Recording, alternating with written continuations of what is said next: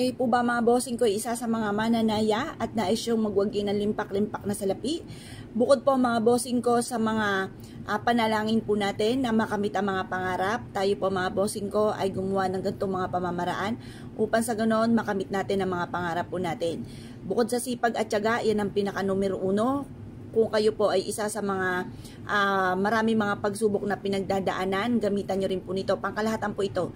Iwi-wish po natin dito sa ating bawang ang lahat ng nais po natin mga bossing. Kagaya po ng halimbawa, isulat natin yung amount na gusto po natin. Or kaya yung lucky number natin. O sige, lucky number muna. Halimbawa, paborito nyo nga po ay 7, tapos 5, tapos 8. Tatlo na po yan. Tapos, edad ko ay 41.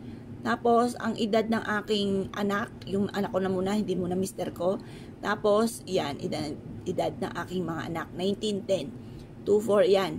Tapos, sabihin nyo po dito, jackpot. Manalo ako ng jackpot sa number na ito. Tapos, mga bossing, isulat yung matagal mo nang pinapangarap na amount, halimbawa ay 5 million or higit pa. Wala naman po masama mga bossing na mangarap, wala pong bayad po yan. Yan, isulat po natin yan, 5 million. Pagkatapos mga bossing ko, isulat nyo pa yung nais po ninyo mga bossing, isulat nyo na po, paikot po yan mga bossing ko, ano pa yung nais ninyo. Halimbawa ay big house. Big house.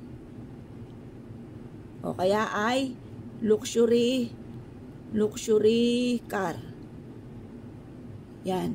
Tapos, yung makatapos ang mga anak nyo sa pag-aaral, mawala na yung mga karamdaman, at lahat ng nais po ninyo. Pagtapos na po kayong isulat dito ang lahat ng nais po ninyo mga bossing, na nakaharap ka sa liwanag ng sinag ng araw habang ito'y sinusulat po ninyo, paulit-ulit yung wini-wish na makakamit ko na lahat ang mga pangarap ko, i-mindset nyo na po yan, ugaliin ng mga salitain ng mga magaganda yung mga wishes po ninyo, paulit-ulitin nyo po sabihin mga bossing, makapangyarihan ng ating bibig ang ating salitain. Kaya ako'y takot ako magsalita ng mga pangit, kasi ayoko nang baka ito'y maganap kasi makapangyarihan nga ang ating mga salitain.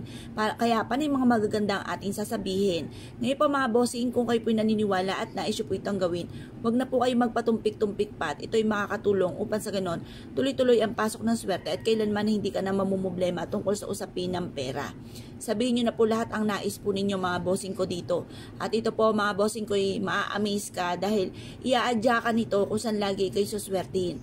Kapag po ito'y nabilad nyo na sa sinag ng araw, iipit nyo po ito sa inyo pong pitaka. Bitbitin kahit saan kayo magtungo. At ito po mga bossing ko ay katuparan sa lahat ng mga pangarap po natin.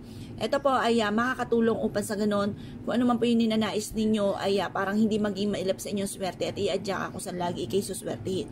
Proven po ito na napakaswerte. Kaya kung kayo po naniniwala at nais po itong gawin, huwag na po kayo magpatumpik-tumpik pa at subukan nyo po ito mga bossing.